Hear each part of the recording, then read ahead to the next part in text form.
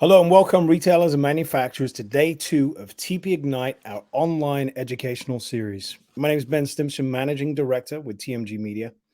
And today I'm excited to introduce our session, which is based on best practices in tobacco retail. So, what does it take to be successful in retail today? Great question. Our panel of tobacconists share their firsthand experiences with many of the challenges that retailers are dealing with today, from employee retention to finding the right products to put on their store shelves. Moderating today's session is Antoine Reed, Senior Editor for Tobacco Business Magazine. Joining him will be Kathleen Kelly from Queensbury Cigar and Pipe, Corey Talanka from Boss Cigars, and Brandon Frakes from Industrial Cigar Company. We're going to go live right now with Antoine Reed. Antoine, how are you today? Doing well. How are you? Doing good, doing good. I know you've been excited about today's session. It's a big one for you, and it's going to be a great session. You excited?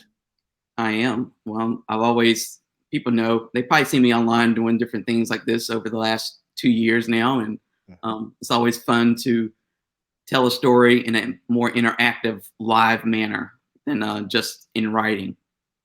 So I know that all of today's panelists are featured in Tobacco Business Magazine in the last 18 months or so. Just a question for you now. Why are retailers so important to our industry?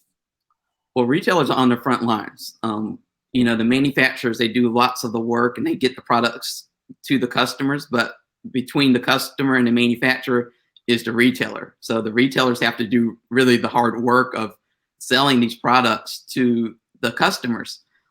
But they don't always get their moment in the spotlight. I've found over the years, you don't see retailers featured on the covers of most of the magazines that are still around right now, and you don't see a lot of them getting involved in a podcast, being interviewed by people, but they're just as important as, like I said, any manufacturer. So what we like to do with Tobacco Business and TPE is always put that retailer front and center in everything that we do.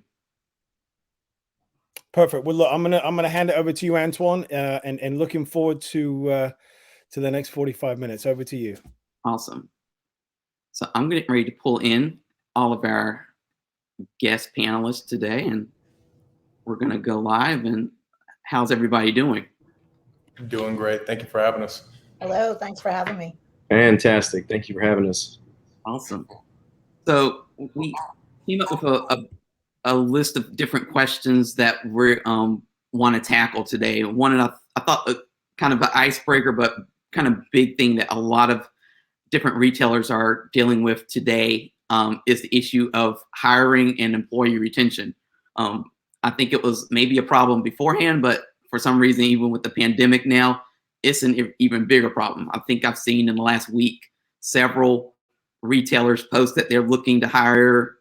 There's some retailers that are having to pull back hours just because they don't have enough employees to kind of keep things going. They are having to change how they do business. So my question to you all to kind of start today off is, how has your store been impacted by this issue? And what's your advice to other retailers in regards to employee retention? And I think we're going to start with Corey for this question.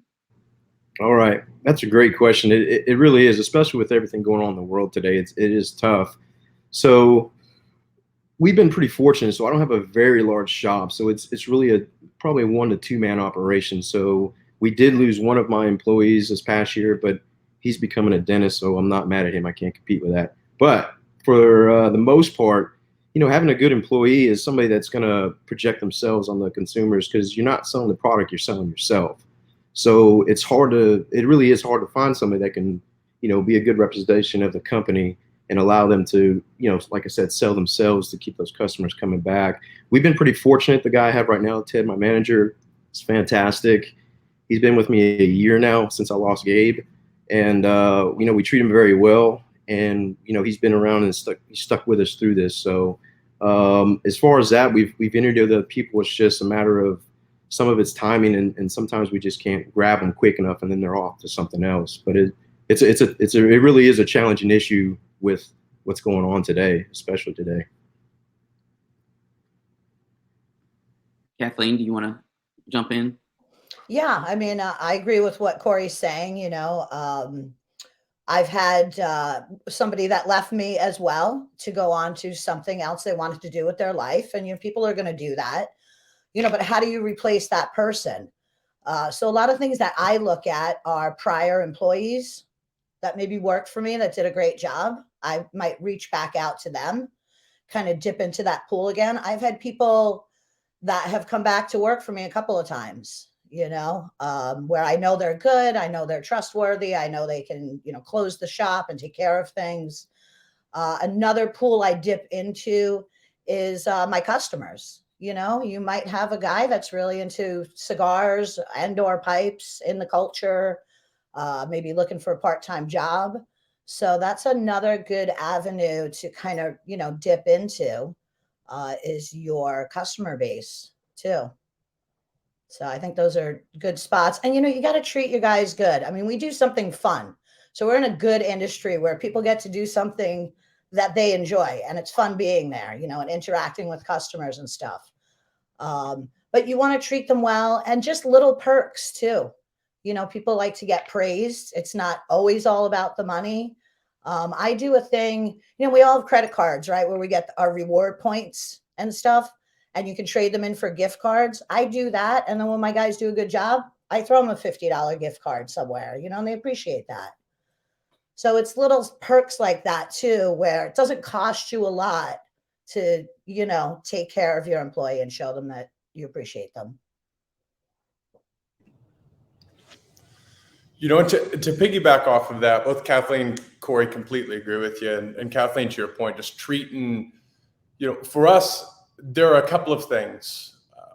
One of which is a shared purpose, where everyone who's with us, we have to be as a part of this. And if you ask anyone in the team, what is our shared purpose? It's very simple. We create community by providing the finest cigar lounge experience to people of all levels. Anyone here can know what our guiding star is. We're never perfect, but it gives us that guiding star. And we do that through training. So we have to bring them in. And really for us, from a retention standpoint, we have to treat our employees like they're our customers. Look, we want our customers to keep coming back, and we want them to stay excited. Same thing with our employees, or we call them our ICC family here. And it was really, it was this impetus moment when we were standing in Disney, and this 16-year-old was taking out trash or cleaning up trash and came across the park to my 4-year-old daughter and said, "Hi, Princess, how are you?" Because she had a dress on. So we're sitting after, and we thought, Disney does it right. So what we found was Disney Institute is actually a program that teaches people this shared purpose and creates a great backbone for our training. So all of our team is certified within the Disney Institute training, and we've also white labeled that to be our own. So we have a really great training system that allows people to know what the nuts and bolts are, but ultimately what we're trying to serve and who we're trying to serve and how we're doing it. And that's really worked out to be great for us in terms of retention. In the past 3 years, we've lost 2 people. And in a similar element, Kathleen and Corey, is we do have this element where this is somewhat of a stepping stone to their lives. So we're excited when they go and become a dentist, in our case, become a pilot or whatever that may be, and just be there to support them. To go off of that question, so we talked about employees, and of course your employees interact with your customers. So what does great customer service look like, and how do you handle, what's your process, each of your processes? Like when a new customer enters your store, how do you handle greeting that person and integrating them into your store and kind of getting that sales process started? Let's start with Kathleen for that question.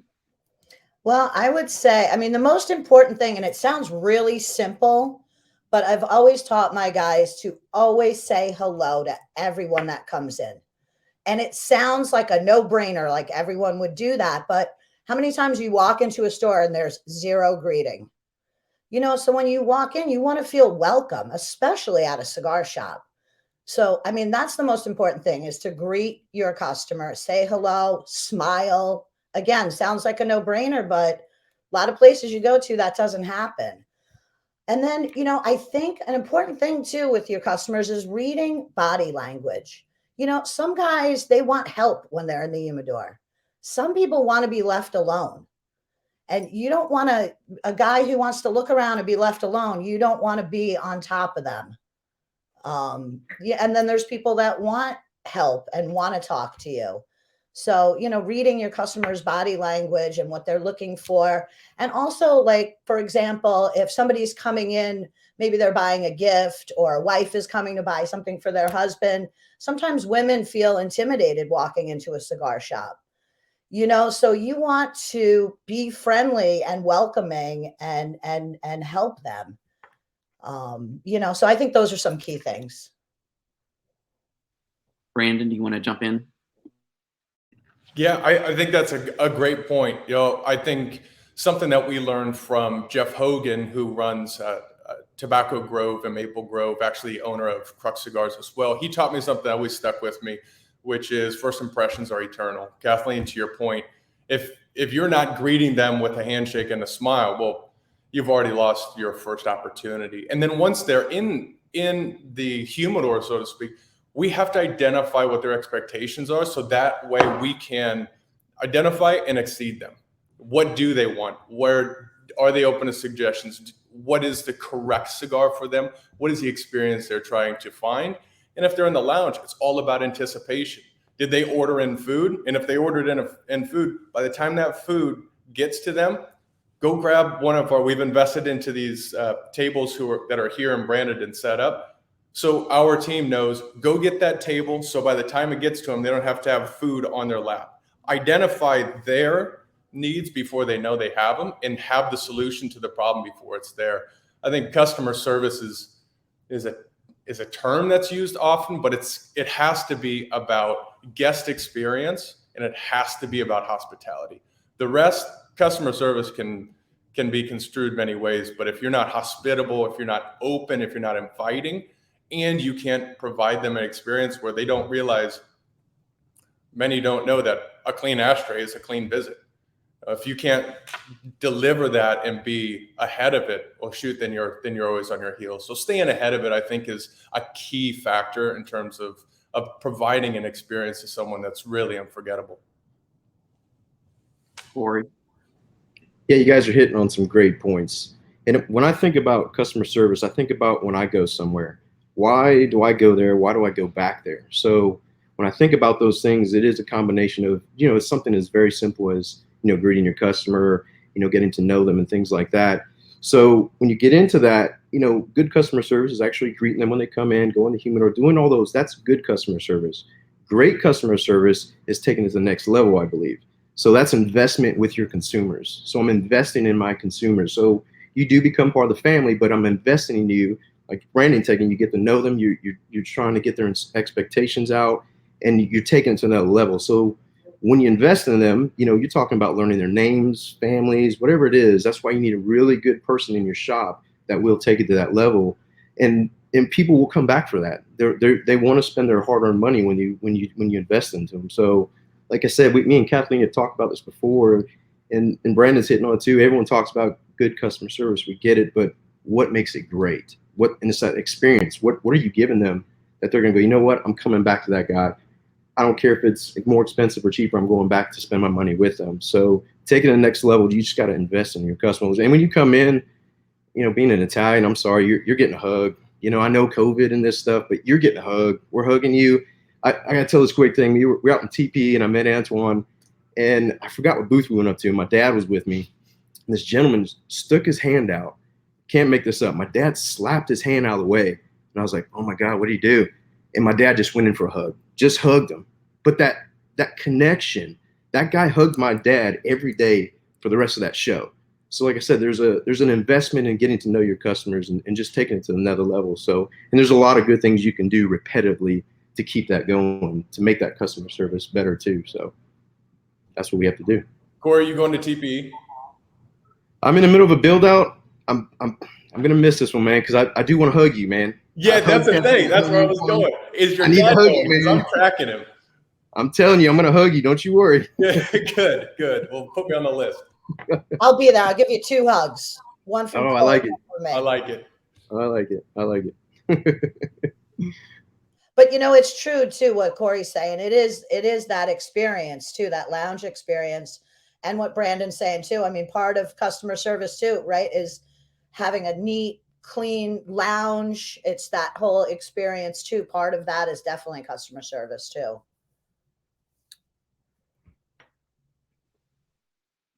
Part of the other relationship besides between the retailer and the customer is the retailer and the manufacturer.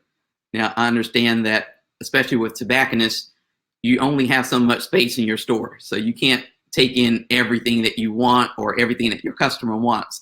So what does a manufacturer have to do for you to bring in their product? Let's start with Brandon for that question. It's a very good question. And I think something that every tobacconist, every retailer is dealt with, right, is who's going to make the floor and how easy is it for someone to make the floor, and what are these gauging stations? Is it the buy? Is it the discount? What is it for each individual is most important to what they want to put together. For us, we have a process to get on the floor, and it's pretty simple. It's a longer process, and it's one that requires everyone to be active. But let's say there's a manufacturer out there that wants to get into ICC. One thing that we do, or industrial cigar company, one thing that we'll do is, if you send in those samples, we have a couple of different groups that are going to go through it. The owner group, there's 6 of us here. That's why we've got a little hexagon everywhere. There's 6 members of the family. That's really a key point of our brand. But we all smoke them, and we identify, okay, what is your product? What is the quality of your process? What's your personality? How are you treating your people? And overall, tell us what the story is. And then on the other side, once we have that full element from inside the owner group, we have another group which is essentially blind and continuously rotates. And they're members, they're customers, they're people who are in different varying stages of their journey, to smoke them blindly and tell us what they think. Because ultimately, it's not snakes and sparklers. We have to provide an experience that our customers are looking for. So once that process goes through, then we have, let's say they pass through, we have a launch program that's set, and they'll be a part of an event, not a cut and light, but an event that will drive attention to their brand and a unique experience around their brand. They can be a part of our live broadcasts that we do. We have 4 weekly live broadcasts that we're a part of. We have a number of education events, both internally and externally, but it's a well-developed launch plan where we take a line like Bocock Brothers that maybe no one had thought about, and they just launched in, I think, a TPE last year. And the first month that they went through, we were through something, I don't have the numbers, but a couple of thousand cigars in the first month of a brand that no one's ever heard of. So the system works. It's something that gets them tied in. But ultimately, we have to know who they are, what their purpose is, is it a passion brand, or is this something that they just want to make a couple bucks at? Are they the big guy? And figure that out, and then see if the product's going to stand on its own. Because ultimately, once they're in, time tells whether they're going to commit to it and they're going to be past the third buy, or if they're going to be a one and done type of product, in which we have a relatively small curated humidor. We're not able to be a museum for cigars. And we just have to know that they're going to launch right, and people are going to really appreciate what they have to offer. Corey, do you want to jump in? Yeah, absolutely. And Brandon, you hit on a really good point. You have to smoke the product. You do. There's associations you can make with different tobaccos. If you sell a lot of this brand and this guy's got this over here and it's something new, there might be some similar, common ground as far as flavor profile. It could be something you might want to try. For some reason right now, San Andreas wrapper is really hot right now in our shop. So I'm out looking on, several websites to figure out which ones that maybe there's somebody new doing something cool out there that I don't know about. And of course, obviously, you want to try the sample so we can see if, it can be a right fit. But, it is a gamble too. So you need to try it to make sure, if it's going to fit. And then, like Brandon said, if it return and people keep coming back to it, it can have its place, because realty space in your humidor is very, very hard, so it is tough to get in. And you do want to work with somebody that wants to work with you. You talk about a business relationship, but it is a friendship too. So you're working together to further each other, because if you're successful and I'm successful, it's a win-win. So you want a product that will work. And like I said, you have to smoke it, man. You have to know what's going on. You have to you have to have somebody that's in charge of that humidor that knows what's moving, what's not moving. And, you know, sometimes you may not have a whole line of that one particular brand, but to keep it exciting, you can always alternate within the brand. So you just have to know how your humidor lives and breathes, because it is a living, breathing thing, and you need to know that product. And that's the biggest key, is you have to know that product, because somebody comes in, you got to be able to help them and point them in a different direction. So it is kind of tough when it comes to certain brands. I like rolling the dice on some of these small guys, and sometimes it works and sometimes it doesn't. And I tell them, I'm straight up. I say, listen, we're going to give you a shot. I think you have a good product. If it doesn't work, don't be heartbroken. It may come back in 6 months. I don't know. So, you know, you do have to smoke. Brandon just hit it right on the head. So Kathleen. Yeah, I mean, I would agree with Corey and Brandon. We do a similar type of thing where us, the sales team, we try the cigars.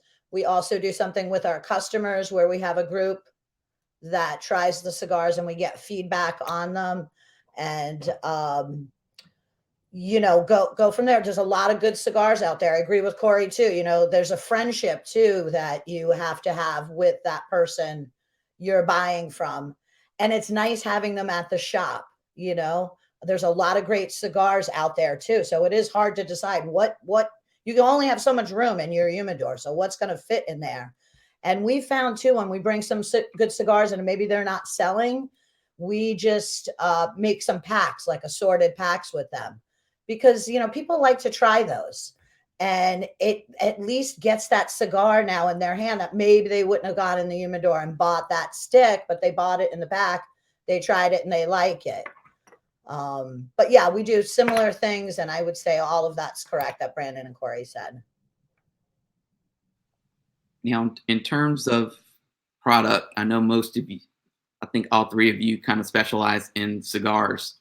So when I first got into the industry almost 11 years ago, which seems forever, I know that there was always this 80-20 rule that you heard all the tobacco retailers talk about. 80-20, 80-20, 80% big brands that everybody knows, and then 20% maybe smaller brands that, you know, that nobody might not know or might be a new brand.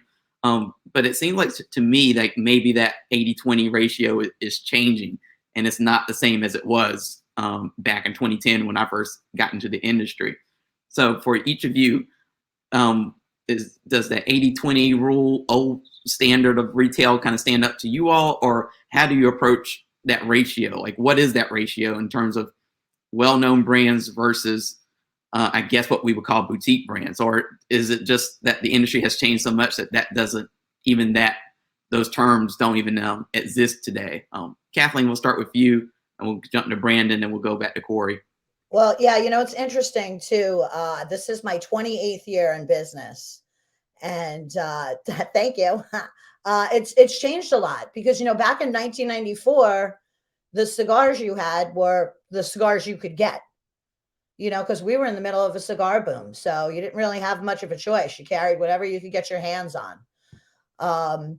I'm not a huge boutique shop. I'm in upstate New York. I'm probably, I would say 70-30, you know, with the big brands versus boutique.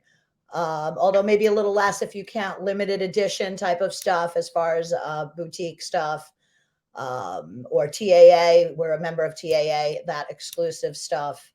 But yeah, I would say we're mostly big brands, and maybe, you know, 30 to 40% boutique cigars. I think from our side, we flip that 80-20 on the other side. Look, in Dallas, we have 71 swinging doors that sell cigars, and 68 of them sell the exact same cigars. And for us, the quote unquote, the boutique cigars offer something different. They offer value, they offer depth, they offer access to tobacco that the big guys just are not able to produce unless it's an LE. And not to mention, this kind of builds on our previous question, is who gets on the floor? Well, something that works for us are people you can develop a relationship with the brand owner. And there's great pride in our top 5 manufacturers are cigars that people may not have heard of when they walked in the door. But now they're about them. Now they're about creating these experiences of, I can buy a $18 fill in the blank of everything else you see in Dallas, or I can buy a $10 to $12 of something in here. Now, of course, the business side says sell the $18 cigar, but for me, I want the return. And I need a reason for someone to drive past 3 or 4 lounges to get to ours in order to return. And we do that primarily because there are unique products in here. I think the boutique world, they're making phenomenal cigars. Like Kathleen was saying, there are some incredible cigars being produced right now. There are also a lot of dog turds that you have to smoke through. And in there requires us to smoke a lot of those in order to get to this curated selection.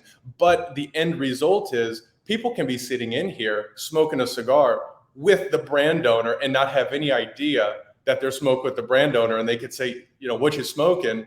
Oh, that's my cigar. And we take a lot of pride in that.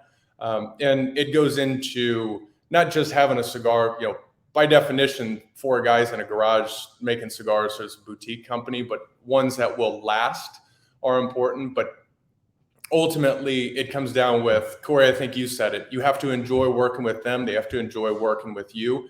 Our real estate is very valuable, and we even get to the point of per linear foot, what is your line doing in our real estate?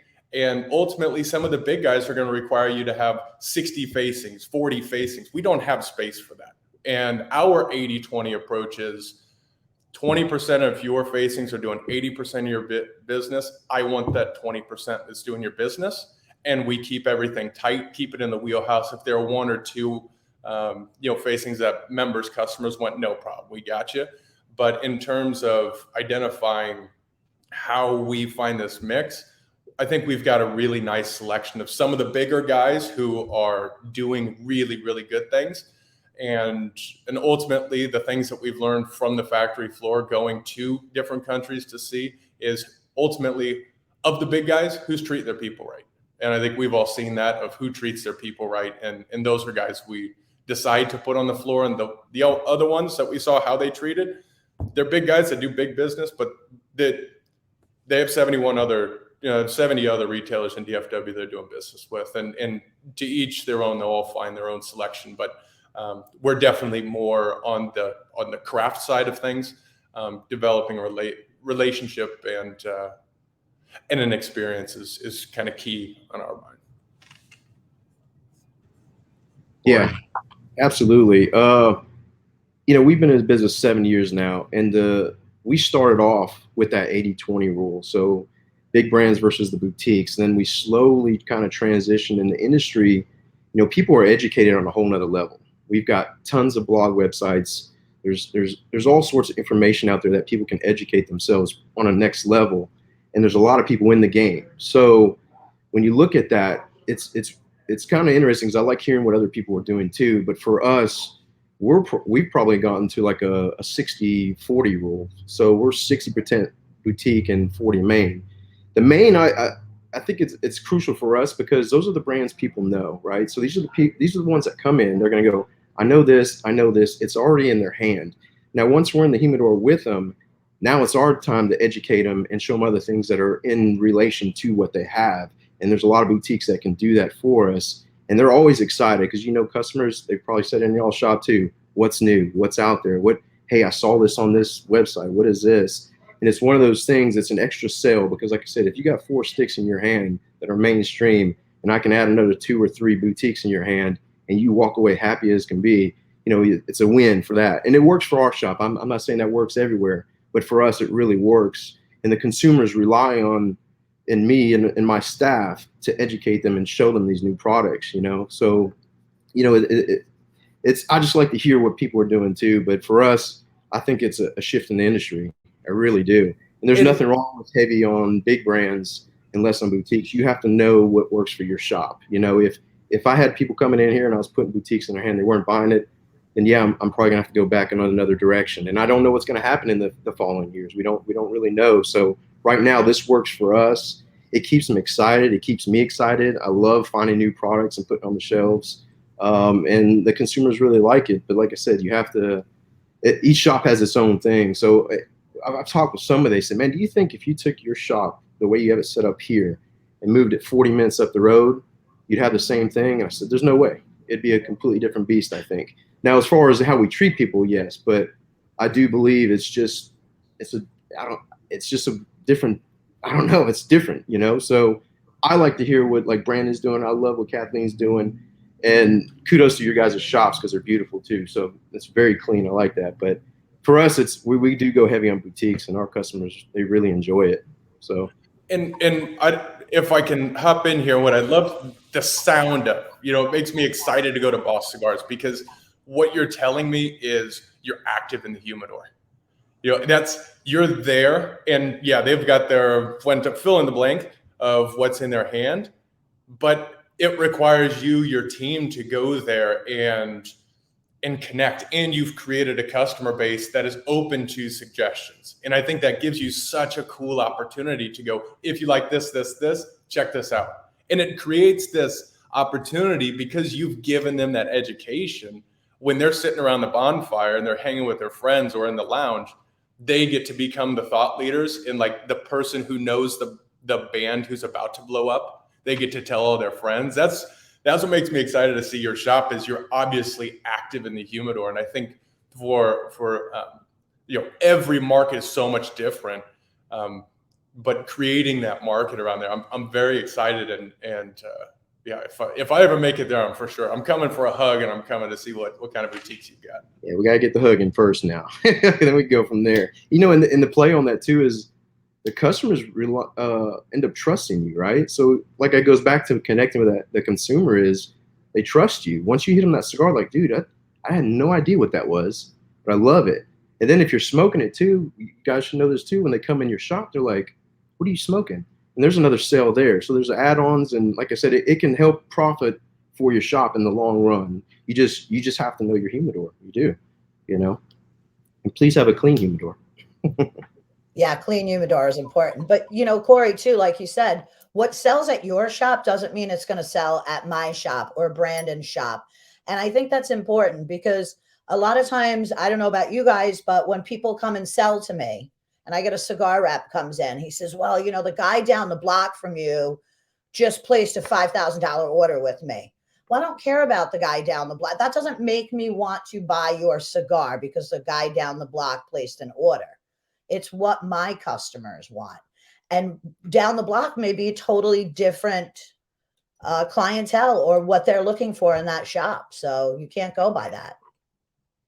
True. And you have to listen to your customers. I mean, you literally have to listen to your customers. Like you said, a rep will come in and they might be preaching, hey, look, the big ring gauge is in. Well, it doesn't work for my shop like that. So I don't need to invest heavy in that. I do have some guys and girls that do that, but it's not.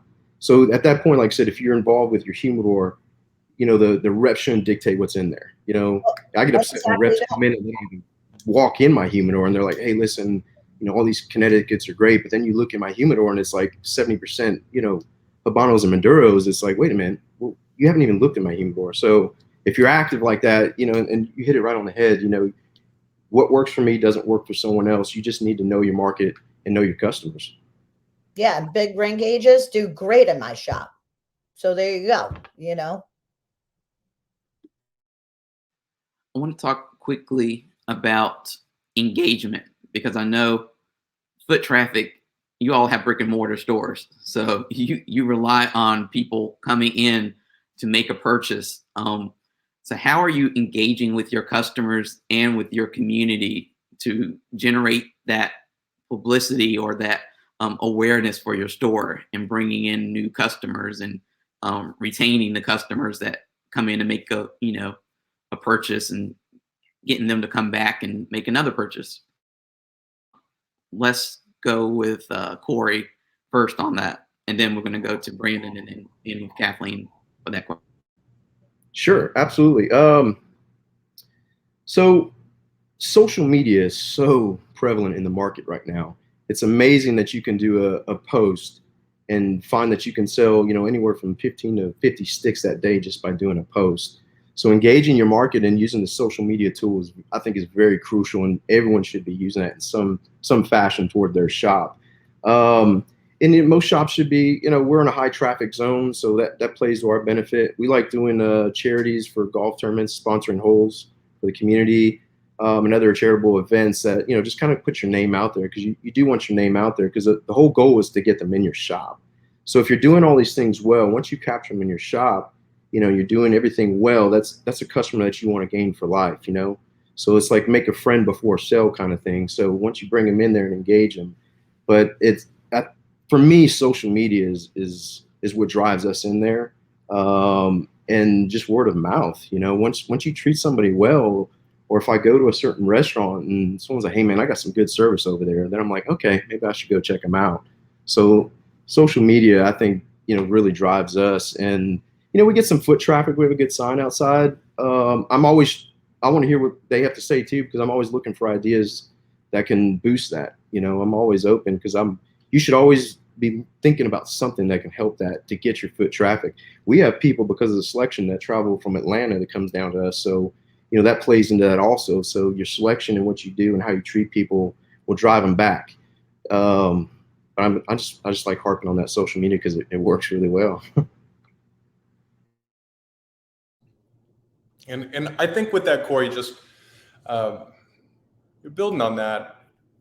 You have to build a community, right? You cannot be confined to your four walls, throw out, stand up on a soapbox, and then hope people come walking in.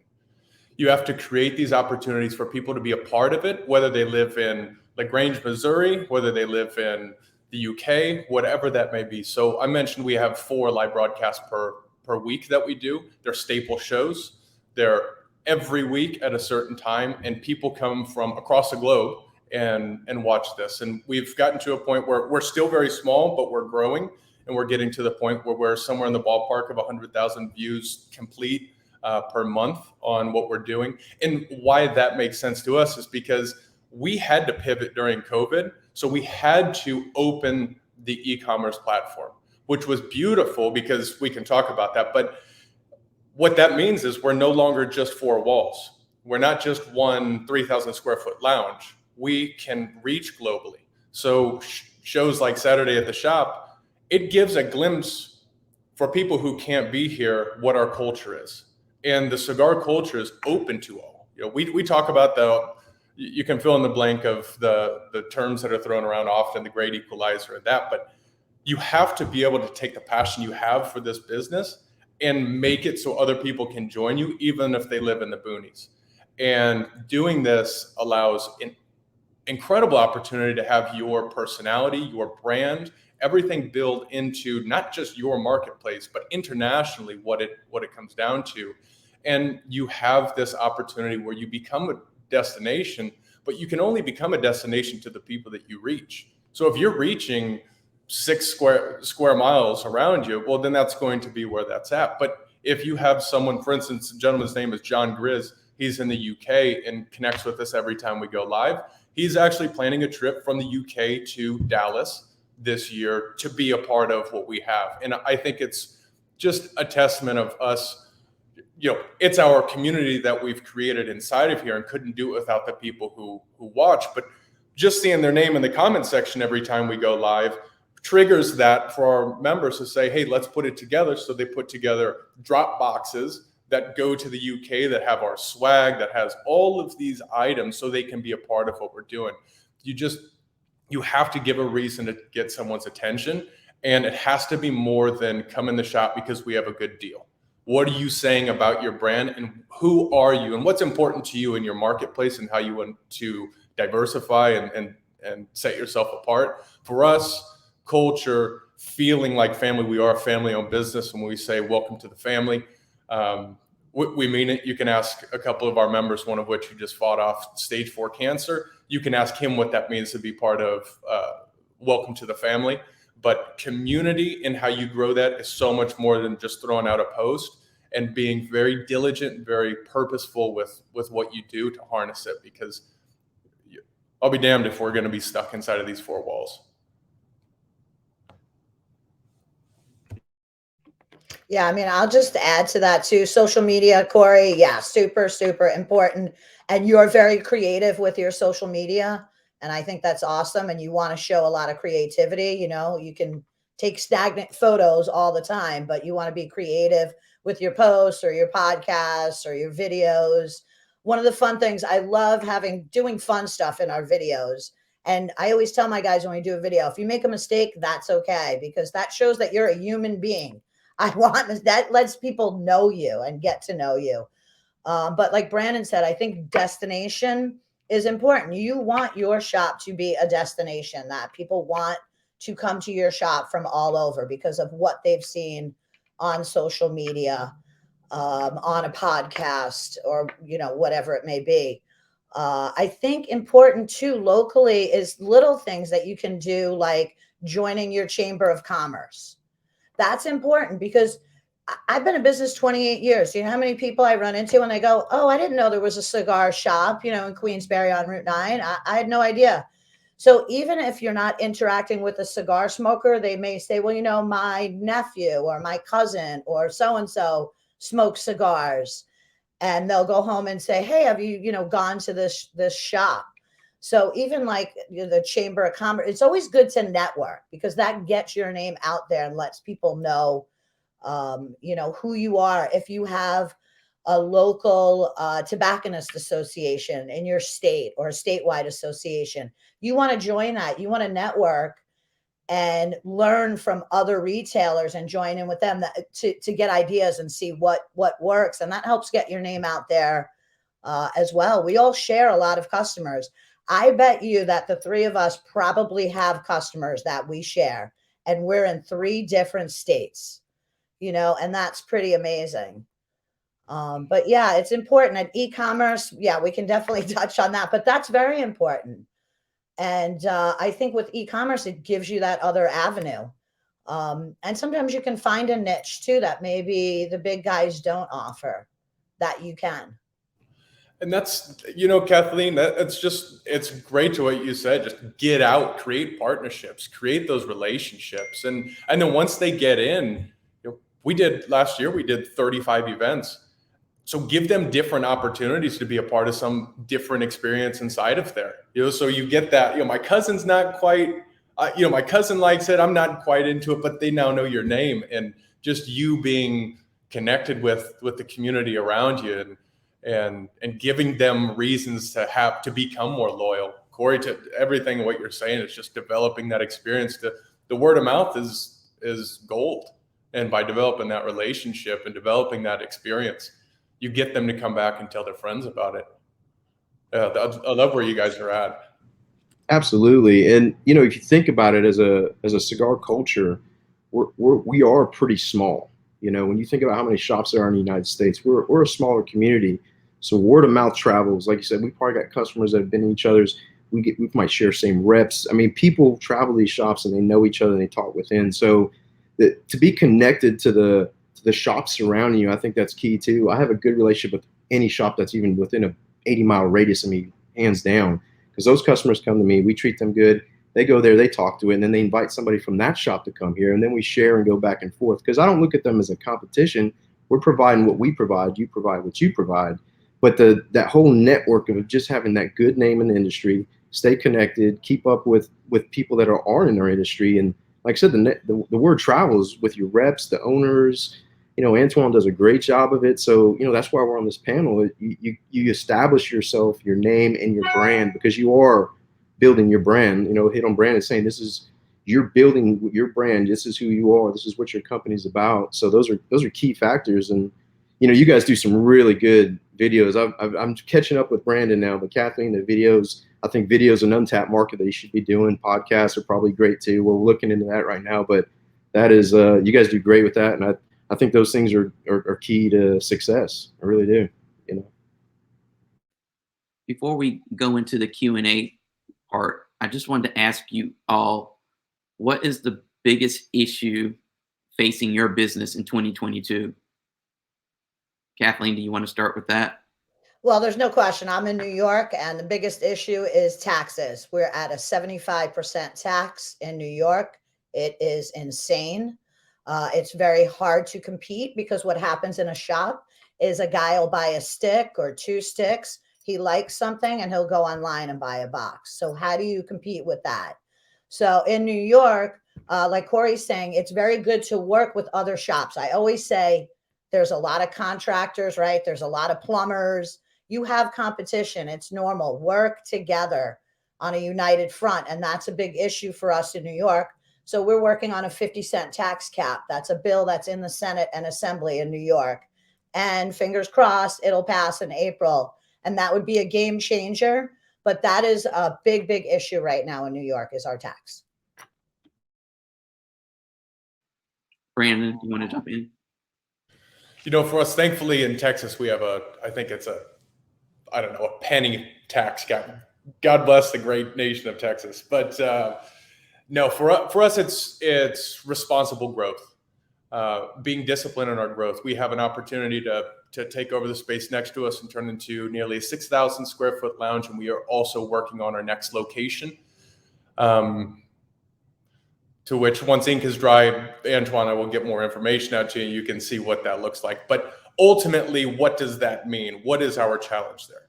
Our challenge is spin new plates while retaining the level of experience that we expect here. Are the bathrooms to a point where you can eat off of them? Or is the air clean? Are there reasons for people to come back? Are the ashtrays constantly cleaned? Is the experience retaining the same? Are we able to onboard sufficient number of teams? So by the time we get to this point to open the next, are we successful in growing and retaining what our brand is? And that is our biggest challenge, is creating an experience that is replicable, but doesn't feel corporate, doesn't feel like a franchise. It feels like who we are. And we're able to onboard, bring in new members. Right now, we're blessed to have 156 members and another about 3,000 recurring regular customers. How can we give that an element of growth and not turn into a situation where, yeah, I just like the original is the original. That's kind of something that I fear, is we want to find a way to develop this umbrella of a brand experience, different options, different opportunities, and ultimately what our growth pattern looks like. So as we invest, make the biggest investment in our family's history, will it be something that's going to transplant well?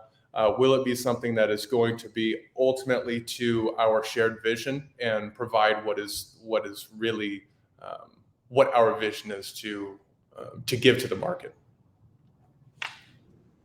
Nice. I think the things that, the tax thing is always brought up, and Kathleen, God bless you, because that's just ridiculous up there. I'm so sorry. Georgia's not far behind. We're at a 32% plus a state tax, so it's pretty hefty out here. So e-commerce, it's a tricky thing for us, but the tax has always been attacked on us. I think the thing that I'm not anticipating, I'm kind of curious about to see for what we're going to face is availability to product. There's a lot of companies right now that are trying to catch up, and this whole Corona thing has affected the industry in another way. So, when we order, say, 30 boxes and I get 5, all right, so what am I going to do with that? Now somebody has to be really proactive in that humidor to go, all right, do I take this off the shelf? What do I replace it with? How do I maintain this brand that people love and enjoy to, keep it there, but it's hard to get product. So we've seen this already, but I'm curious to see what's going to happen this year. I mean, people are catching up. Sometimes we're getting a little bit more than we should, and we're ordering a little bit more. But I'm really curious to see what happens with product availability, and then we can adjust from there, and that can just lead into bringing new product or how anyone can adjust to it. But I'm really curious to see what's going to happen there, because it is hard to get some stuff right now, and a customer, it's this Amazon mentality, right? I order it, I get it in 2 days. Well, with cigars, it's not like that. So you may not have that one particular size, but maybe we can get them on another size. So it's tricky. That's what I'm curious to see what happens within this next year on that one. Thank you all so much. We're going to bring in Ben again, and he's going to ask a few other Q&A questions that we've got beforehand and during the presentation. Guys, great presentation. I could probably sit here and listen to this for the rest of today. It's exciting stuff. We did have some questions come through on email. First question, for those new who want to get into retail, I'm sure you guys remember the day when you made that decision to open the store. how should those new to tobacco retail, or what should they know about opening a new store? Corey? Yeah, I'll go ahead and kick in. So know your tax. Know what you're getting into as far as your tax, because I'm not going to lie to you. When our first year we goofed on that, and that was a hefty fine.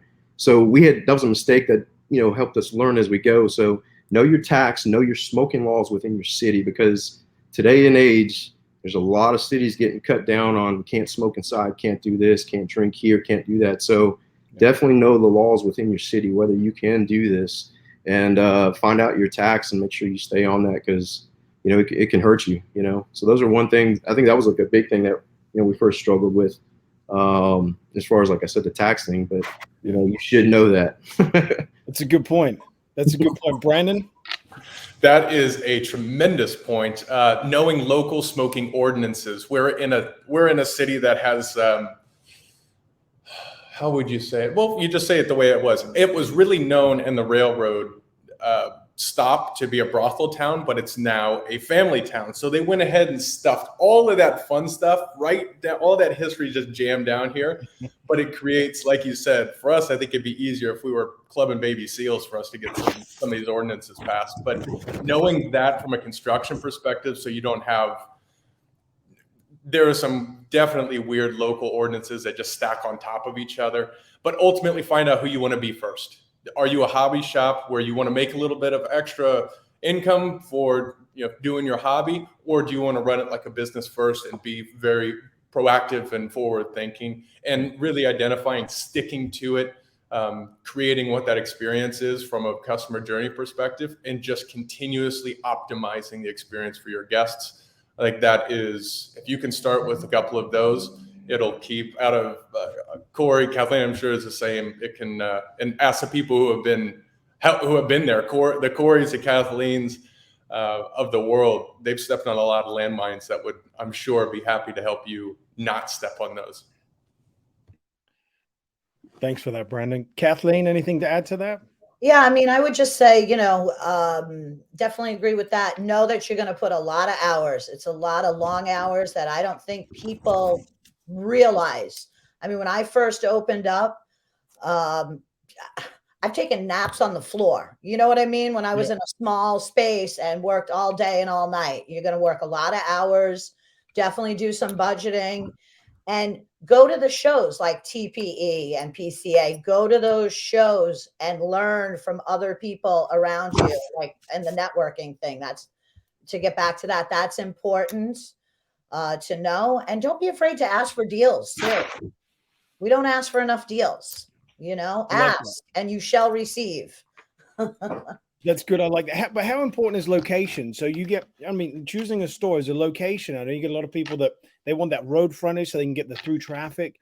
When you're choosing a store, how important is location? Brandon? Yeah, for us, it is important. We sit on Dallas North Tollway, which is a major thoroughfare of Dallas. And what we found was a good location takes about 18 months for us personally to see that payoff of, it takes about 18 months for someone to drive past it enough times to just go, you know what, I'm going to stop and go there. You're able to chum up the location, differentiation early, but I wouldn't expect the best location to bring you immediate sustaining business numbers. You really have to do the work, like what Kathleen was saying, is be ready to put in that work. You could be backwoods and still make enough business to keep the lights on, but invest into the area where you think that there's growth potential and there's a market that will sustain the type of business you want to be. Good point. Good point. Corey, anything you want to add to that on your location? Yeah, we're like off the main strip on our city. So the traffic count, I think we even looked that up, was a traffic count on that road. And we're a freestanding building too. So that kind of helped us out. But just to know that traffic count, to know that there's that many cars, potential customers that I can catch at some point to try and come into the shop, because that's the whole goal. And Kathleen just hit it on not too long ago. It's amazing. I mean, I've only been in 7 years, but it's amazing that people still come in and go, dude, I didn't know you were here. So at that point, it's like, all right, how do we transition? How do we capture that?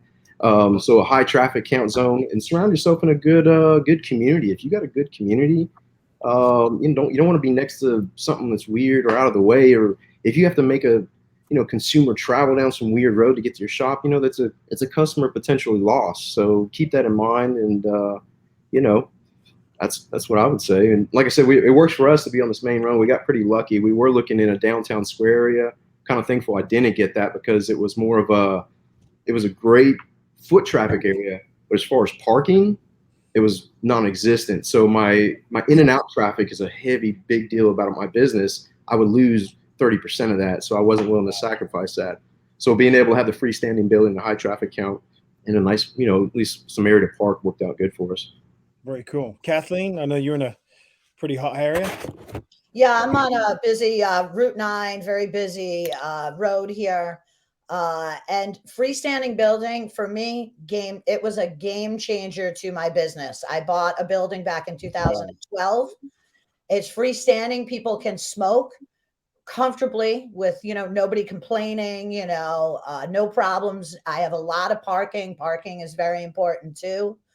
But yeah, I think buy your own building and a freestanding building is the way to go. It's one of the smartest investments I've made in my business.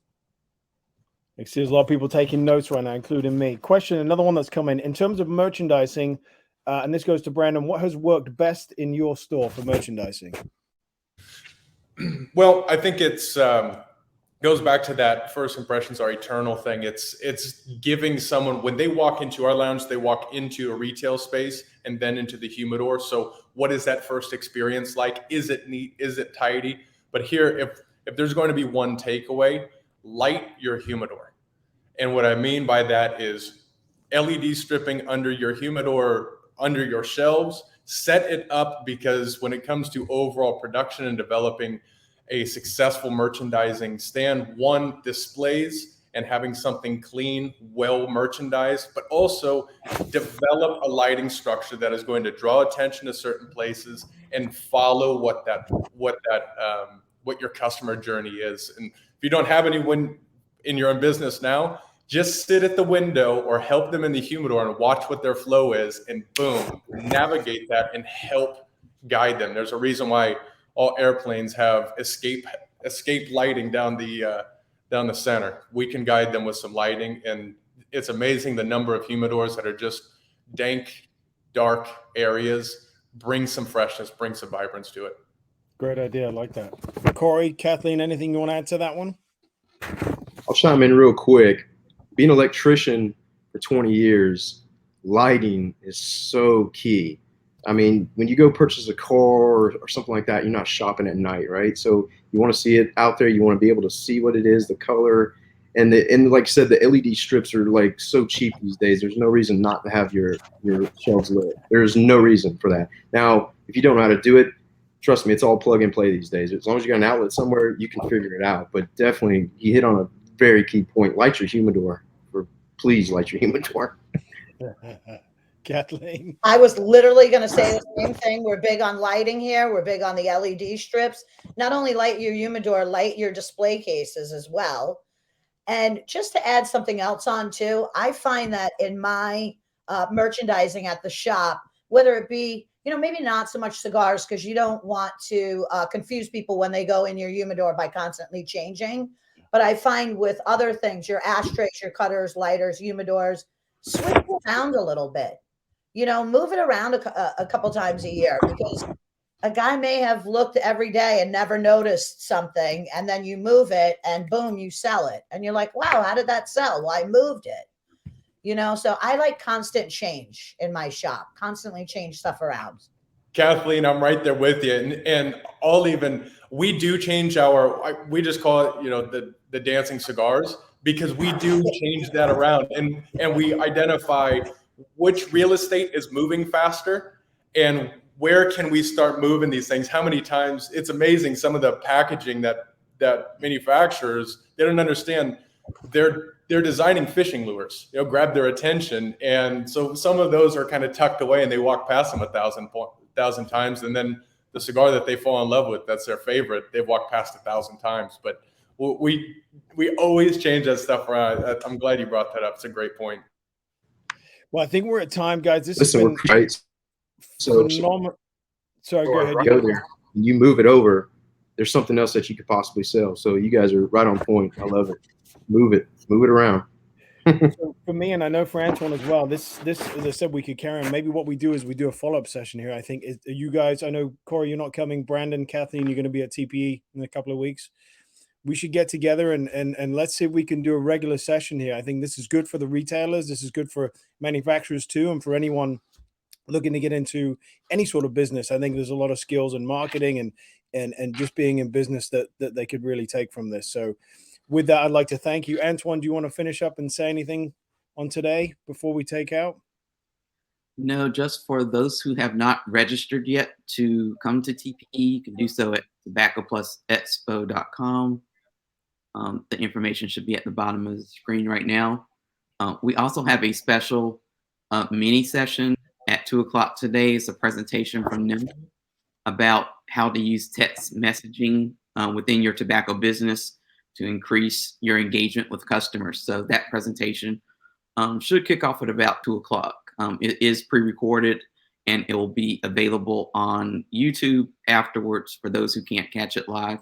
And this presentation will also be on YouTube later on today. And for those who get the tobacco business email newsletter, you'll probably see this in the newsletter for Thursday. So thank you all so much for taking part in the panel. I'm looking forward to seeing Brandon and Kathleen at TPE in a couple weeks. And Corey, we're going to have to catch up at some point. We've been saying that for 2 years. So eventually. Antoine, we're going to get in the car and we're going to go see him. That's what we're doing. We'll drive. Hugs for all. And see everybody. There you go. Oh man, I'm going to hug every one of you. I swear.